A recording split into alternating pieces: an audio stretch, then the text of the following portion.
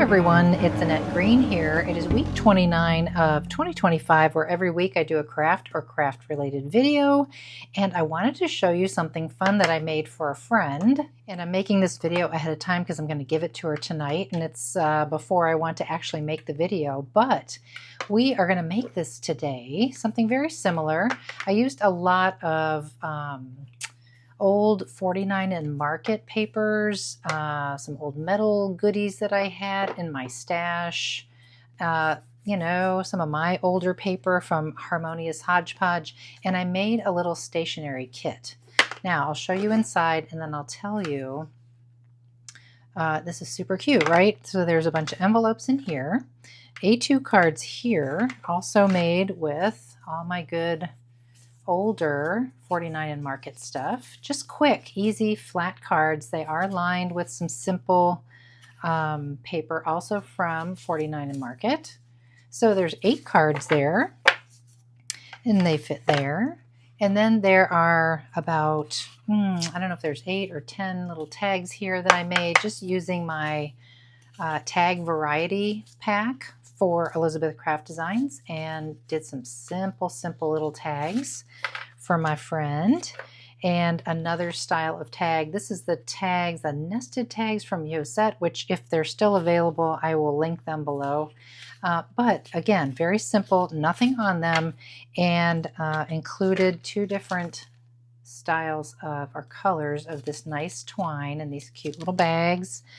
And the whole purpose is so that she has a little gift set, because my friend is a giver and she's always giving me things in cute little bags and has a cute tag on it or something like that. So I feel like that's the kind of person that she is with everyone, and that maybe she would enjoy this as a birthday present. Okay, before I get too ahead of myself, what this is not something I designed, but it is actually an SVG file from Lori Whitlock, LoriWhitlock.com. I will link below.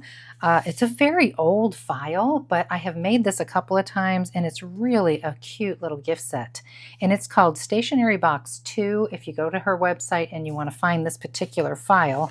But this is my cute little notebook of all these different boxes and files from Lori, amongst other companies. And so that's what it looks like when you get to it on her website. Now, I have taken an extra step and kind of dressed it up with a few more layers. But right now what I'm trying to do is decide on colors. And so basically you need to have some sort of cardstock base. And I'm kind of thinking of my colorful collective papers. That's this pack here for Elizabeth Craft Designs. Colorful collective, very summery and pretty and cute. And I want to make another one that we're going to make together, but this one's going to be for my mom, so don't tell her. So I'm just trying to decide, are these the papers I'm happy with? And I think so. So I like to have a stripe and sort of a floral together. So I've picked these 2 papers. There's a little bit of green in this stripe here and blue, and then this bright green here. So I'm just trying to decide for my base, do I want to do this deeper green that kind of matches this, or did I want to do sort of a deep teal blue? And so I just need to think on that, and I'm going to need a good couple of sheets for this, because let me show you what the file looks like that Lori actually provides for you when you purchase the file. She has everything labeled, all the pieces and parts in a PDF format. This was wonderful for me to keep track of all the pieces and where they go and what they were for. And then if I added anything, I made some notes here, which is what I'm going to share with you guys today. I have decided on the green, and this you can find a nice dark green cardstock anywhere. This one happens to be by Basil, and it is called, looking for the name, called Nixon. It's up there, really teeny tiny, but I pulled out the whole pack of it because I bought a 25 pack from 12by12cardstock.com, I believe. Anyway, Nixon. That's the green alternative. If you didn't want those bright colors, this is very romantic and pretty. This is from my Harmonious Hodgepodge paper collection, which I love to combine this paper, which has this on the back, with this red kind of grid paper, which has this on the other side. So this combination would be beautiful as well. Now I'm going to take my little cheat sheet with me, And I'll let you know how many pieces of cardstock this takes to do all this. And I'm going to cut all the pieces and I will be back. A couple of notes here. It did take 5 sheets of 12 by 12 green cardstock to cut all the pieces that are not going to be the pattern paper pieces. Now, I'll explain that in just a minute. What I want to show you is if you're good on your Cricut or your Silhouette machine or whatever your cutting machine is, you can probably get the pieces a little more efficient because as you can see, there's quite a bit of space on a lot of these pages where I think that I could have probably utilized that space and put more pieces together.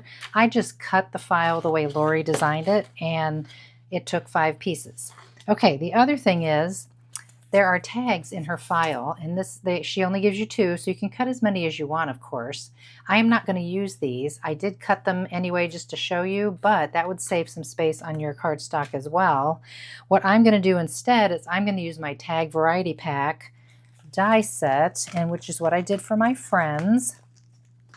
And I am going to cut some of these. And then I grabbed another die. Is the one I mentioned at the top, Nested Tags. I'm sorry, it's not available anymore. This one is by Yoset. Honestly, if you have a Cricut machine, I'm sure you can find a different tag or just use the tags that are in Lori's file. And of course, you can make all the tags the same. You don't have to make 2 different styles. You could cut them all this way. I just like to have a little bit of variety when I'm making these. Now let's talk about the pattern paper pieces, because what I have done here is I have cut everything she said to cut. I've eliminated the card base from my Cricut cutting because I want to use different colors and do different things for that. So that wasn't part of what I cut out today for you, but I did cut out everything else here. Now, what that means is where maybe Lori intended for you to build your box. So let's say this is your lid piece. You will see how all this comes together in just a bit. But you see I've cut green cardstock for everything. You might want to skip this matte layer and just go straight to your paper, put it in your Cricut, cut it out. But instead, I want the box to be extra sturdy.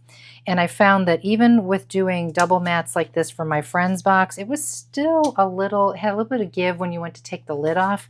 So the more layers here, the better, I think. And so what I've done is cut them all out of the same green, but then I inked the edges a little dark green with Rustic Wilderness, just as an option.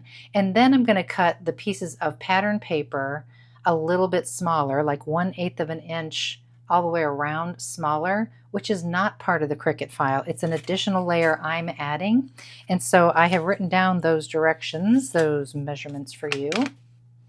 And as I cut them out, I'm going to share them with you. But I will put this up here if you want to freeze your screen, maybe take a picture on your phone or something like that. But this is what I have so far for the lid, just to keep things simple. For me, I know this is going to be my lid paper. So I'm going to start with this. I'm just going to get the paper trimmer and I'm going to cut these pieces and ink them with that same green. Just to kind of show you, because I know a lot of people get a little freaked out when we start talking 8ths and 16ths. I cut one already, but the directions said for the lid, you need 2 pieces at 5 5/8 by 2 7/16. And I think nowadays most trimmers have 16ths, so that shouldn't be a problem, and they definitely have 8ths. So I'm going to be cutting across here. I've already cut the 5 5/8 for the first round of these, and then I'm going to go to, now remember it's 2 7/16, so I'm going to go to 2, and I'm just going to count 1, 2, 3, 4, 5, 6, 7/16. Now, did I need to do that? No, because I know that 3/8 and then 1 more is 7/16, but just count if you don't know. So there's your 2 pieces that are the same size at 5 5/8 by 2 7/16. And then we still have our 5 5/8, but now we need one at 1 15/16. So 16/16 is going to be 2 inches. That's easy. Okay, so that's it for the tops of the lid. Then you need your little side pieces, and I'm going to get away from this because I don't want, to cut into this at all. I can use this on a card that goes in the box. So I'm going to go back to this other half of the paper, and I'm going to cut the 2 pieces. I need 2 pieces at 2 7/16, which we know what that is already. 2 7/16. make sure, 1, 2, 3, 4, 5, 6, 7, okay, by 1 15/16. That's the easy one. 2 of those. Okay, again, I will ink them, but I'll show you what's happened here. Here will be our lid. This is going to nest into this one after I ink it. This one will nest this one. It's going to turn out so beautiful, I think, with those 2 layers of green on each other. This one will be down here, and then our 2 side flaps, these will get glued together and go here eventually. And again, we're going to put it all together, but just so you understand maybe ahead of time what's actually happening here and the little adjustments I made to the cuts and the style. So that's going to be our lid all put together. So we're just going to go right with the lid for now. We're not going to go on to anything else because this is so easy. I want to show you how it all comes together. And you can use whatever adhesive you like. If you like double-sided tape as opposed to tape runner, you can do that. I am going to use a combination of tape and glue because you see how I'm not getting all the way out to the edge with my tape runner. So I like to take my art glitter glue and just put a little bead of that around the edge. You can do a little scribble in the middle. It's not really necessary. But this first big piece is going to go centered right in this area. And there are little cut lines, by the way, in this lid. So Lori does cut lines instead of score lines, which you can change easily in your software, your cutting software. But if I were to bend this, you would see teeny tiny little slit cuts. And that's fine. It works great. And I'm going to ink those later, so that's going to be really nice. So I'm going to do the same with the rest of these pieces here, and then we'll put on the pattern paper. I'll take a moment while I'm doing this to say, if you are new here today, welcome, and if you're returning, welcome back. Very happy to be here in the craft room this Sunday. I did give the box that I showed you at the beginning of the video to my friend on Thursday night at her birthday dinner, which was a surprise that we were there, so that was really fun. And she really seemed to like it very much. It was right up her alley, she said. She loves to do cards and mail things. All right, so right now I'm just putting on these little side flaps. I'm going to use glue all the way on this one because it's smaller. And get that on there. All this is best to do while everything's flat and not assembled, of course. Just makes it a little bit easier on you if you don't put it all together first and then try to add all these layers. So I just have to get my pattern papers on here and then we're ready to go. I'm putting on this last piece. I'm really happy with the choice of the green cardstock. With this paper, it looks so pretty.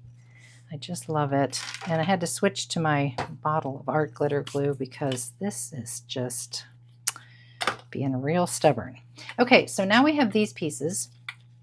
Easy peasy, this is going to go over here. Now what I'm going to do first is I'm going to fold in all these little score lines just so I can see them a little bit better, just so that they're pre-folded, ready to go. There's that one we did, and then this one. Okay, and then here we're just going to put a little glue.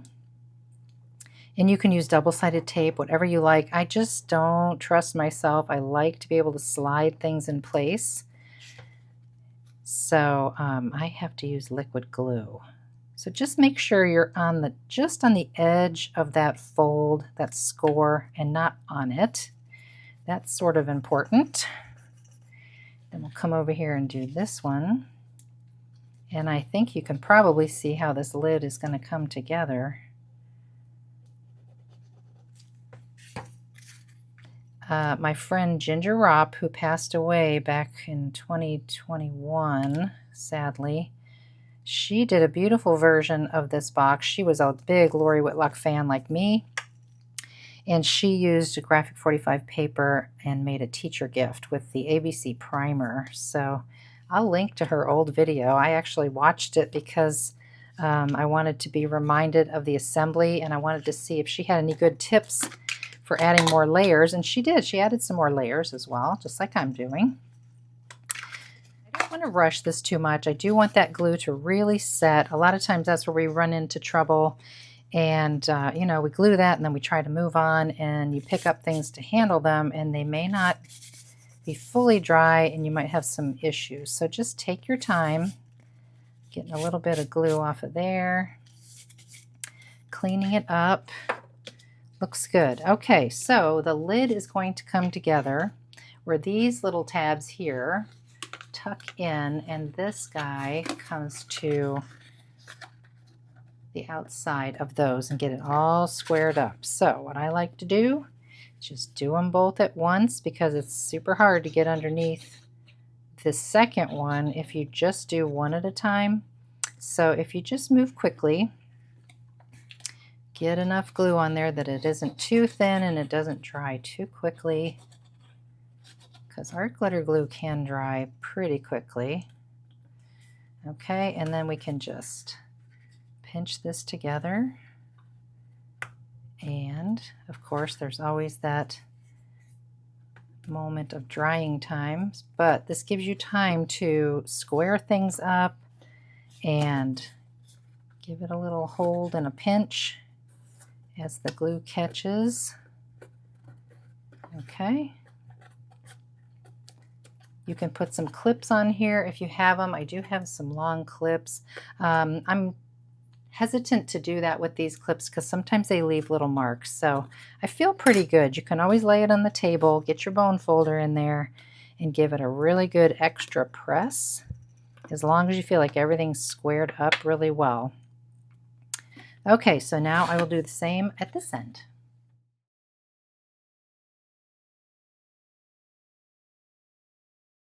Beautiful. I'm going to set that aside to dry and we'll work on the base. Continuing on, we do have this very large piece. Let me back out a bit.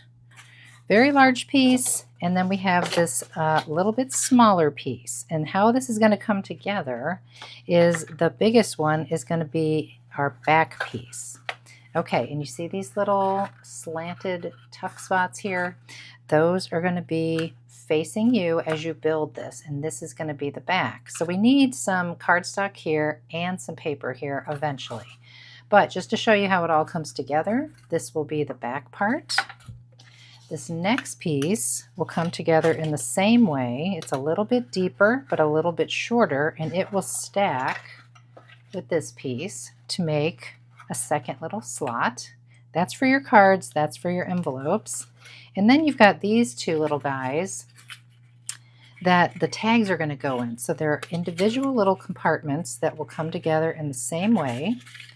This will be the front, and then this will go here, and the second one, which I've already put together, will go here, and that's like the whole basis to this box. Again, if you're very clever in your cutting machine software, you can add this to your file, okay? I'm just going to go ahead and cut it because it's a simple rectangle, but you can definitely add another sheet of cardstock that will go on the back here at 5 3/16 by 4 1/8. And I'll tell you what, I think we have plenty of room on this piece that had these two little front pockets, so I'm going to cut that piece out of here. Okay, and then if you want to do pattern paper like I'm doing, this one measures 5 9/16 by 3 7/8, which is just 1/8 of an inch in from the measure of the cardstock piece. And again, we're doing this while everything's flat because it's just so much easier. And remember also that these little slanty bits, that's the front inside part, this is the back. So we're going to fold this open and get this on the back. I have inked the edges, just like before. And tape runner and glue. The glue will just kind of seep out to those edges where I can't quite get there with that tape runner. Plus this will allow me to slide into place a little bit easier. Okay, so this will go here on the back. Okay, we're going to use that same stripe on the front and also on the sides. And we did have all of this left over from that one sheet I told you could cut this rectangle out of. So what I'm going to do is I'm going to take that to my Cricut. And if you remember, we had these two corner pieces, not corner, but side pieces that are going to go on the box this way. But we need mats for these too.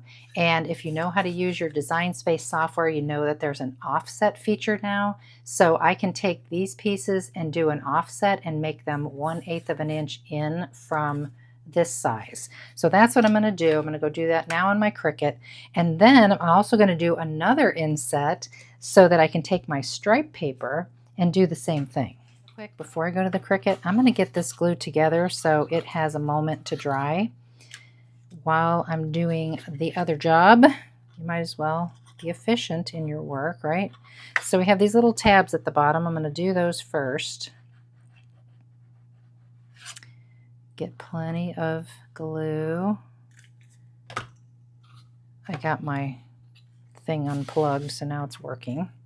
Okay, and then just, the key is here just to take your time and square everything up. This is not something you want to rush through. Even if you're in a hurry, you want to take your time, because it's one of those projects where if you are out of line from the get-go, everything else is going to be a little bit out of line as well. So for the best success, just take your time. Let the glue really grab, don't rush it. And then the last thing we'll do here, of course, is put adhesive here and here and close this down. But I don't want to rush it because I see my glue is not set. So I'll take just a moment. When you're doing this part, you might want to grab a bone folder and get way down in there and give it some good pressure so those panels, those little tabs, kind of really grab and stick very well. Looks pretty good. Everything's pretty squared up. Okay, that's the back. I'm going to let this dry and go to my Cricut. Okay, and I'm just going to go ahead and show you how to do the offset. So here are the original pieces of those side panels that I talked about. You can duplicate those, of course, and keep those kind of hidden. So that's what I'm going to do. And then you can actually grab two at one time, and there is an offset up here. You can click on that and slide it to the left where it's negative 0.125, and I make sure this is squared off instead of rounded because that's how the pieces are. And if you notice, if I change this to a different color, you'll see there are those two offset pieces. Now you want to do one more for your paper, so you want to do that again. I'm going to duplicate this and do an offset, not changing anything because it's still there. And, whoops, there are those two pieces. These two we can get rid of because those are what made the offset. So this is your pattern paper. Let's bring that to the front. And if we popped those into place, you can see they nest in there perfectly. And then these nest into the original perfectly. Okay, pieces worked out great, but if you didn't want to mess with all that on your Cricut or your cutting machine, you could simply take the main base piece and trace it onto another piece of cardstock, but just cut in 1/8 of an inch all the way around, and then do it again on your pattern paper 1/8 of an inch smaller than the second one. So now we have this, which fits in beautifully, and then this, which is going to go here. Perfect. Okay, perfect. Love it. Setting those aside to dry. This is the back. That's good. We got that large piece coming, which needs nothing on it because it's going to be right in the middle. But then we've got these two little pieces, and these are the ones I assembled one, and I started to assemble the second one. I've glued those little tabs down there. And just like that big one, we're going to do the same thing. We're going to put some adhesive on these side tabs, or these longer tabs, I should say, and get those on there. This is one of those projects where it's probably a good idea to stop and wash your hands pretty regularly because you get a little gluey if you're using liquid glue like I am. Okay, so those two are ready. We've got the back. We do need to put this one together, and it's going to come together the very same way. 2 tabs, glue it, long tabs, glue it. So let me do that real quick. Okay, we've got all our pieces. We are getting ready to assemble. And like I said earlier, these two are going to come together first. So I have put double-sided adhesive tape on the back of this one. And yes, I'm going to add some liquid glue. Whoops, just so I can slide it in place, just like usual. Okay, and I think I got this thing flowing pretty good now. Just a little added glue with the tape, extra sticky out to the corners. Okay, so we're going to take this, make sure the paper's on the back of that one, and we're going to line these guys up nice and square. Okay, nice and flat, nice and square. Now it's a little bit harder to get in there and press because, you know, now this is hollow. So you just have to kind of squeeze, get in there the best you can with your hand. I'm going to use a bone folder on the bottom and my hand on the top. And just kind of scooch along and give them some pressure. But I think that's going to be great. It looks really good from the side, nice and square. Okay. And then you take these two guys and they go on the front, just like that. Because they're a little smaller, I'm just going to use liquid glue for these and get them squared up on the bottom, squared up on the sides, level at the top. Really take your time with this part. And you know, this is a handcrafted project, so if it's not exactly 100% perfect, it's still going to be lovely, especially by the time you get all your pattern paper on here and that pretty lid goes on the box. It'll be wonderful. Okay, and let's put a little glue where these two are going to touch each other on the inside. Okay. Just like that. Okay, looks good. Give that a second to really dry. Okay, now we do have this front panel. This is how it's looking right now. Wonderful. The back's got the paper. The front needs paper. So we do have, this is part of the Cricut file, a piece that's already predetermined. Now, because we're already doing mats on our green cardstock, you need to cut an additional piece or include it in your Cricut file, 5 3/16 by 1 3/16. So we'll get these two together.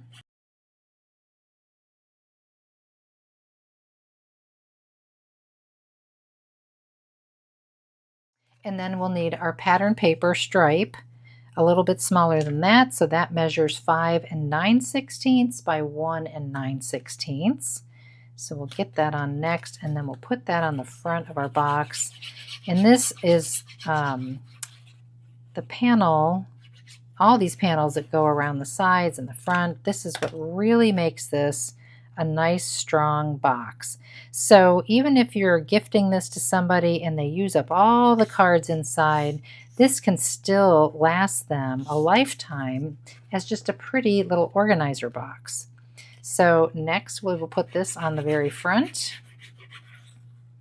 And I'm just going for it with liquid glue at this point, just because it's flowing good and it slides into place. So this will slide right on the front.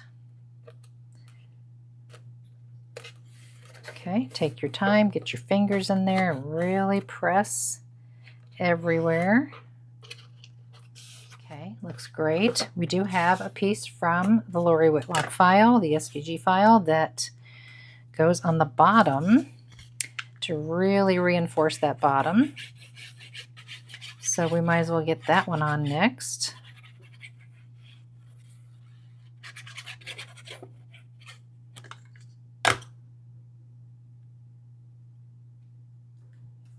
Okay, this one's a little harder to prop up everything, but it is definitely a necessary step to cover up all those pieces that are glued together. And once you get that glue to kind of grab, then just flip it over and kind of push it down on your table. It's going to set just fine. If you want, you could put some weighted blocks in there to really weight it down and hold it nice and strong while the glue catches. And then we need to put on our side pieces, and the base of the box is really done. The top is kind of done, even though I want to dress this up a little bit, but we'll get these on next. Okay, I'll do one for you, and then I'll pop the other one on after. So pretty when it all comes together. Okay, looks good. Okay, the box base is done. The lid is done. Let's just slide it on here. And it fits just beautifully. Gorgeous. And I definitely want to dress this up like I did my friend's box for sure. But I am going to take a little bit of a break and make all the cards and the tags to go in here. I don't feel like you need to watch me make all those cards and tags. I will show you everything when they're done. And then I will show you how I'm going to dress up the rest of this box. All right, the box is finished. Everything is inside. I'm waiting for this top metal piece to dry just a little bit. I did have just some extra things from, I believe it was Hobby Lobby, and just some other metal in my stash. So I have glued those to the front and that to the top, and I used the B7000 glue for those metal pieces. On this box, if you remember my first one, I had little feet on here. And I have opted not to do that with this particular box. I know it looks really pretty, but I think I'm going to skip it for this one for my mom. So let's take a look inside. Again, I'm going to be a little gingerly over there with that so it dries fully. But here's how it looks when you open it up. There are 10, let's see, 10 or 8? 8 envelopes back here. 8 very simple cards. And 10 tags of 2 different styles, and they're very, very simple. I did change up the papers as I went along, but I basically stuck with yellows for this tag. This is from my tag variety pack, so these are all yellows with green tops. And then this one was the one from Yosette's nested tags, and I used different colors of green from my same paper pack, the Colorful Collective. Let's leave those out, and then I, just like the first one, I have a couple of options of some fun twine put in some small little bags here, and everything kind of coordinates with the box, which is nice. But then the cards, just to show you, very, very simple cards using the layered hummingbird, and I'm going to link all this below. Definitely my Colorful Collective paper.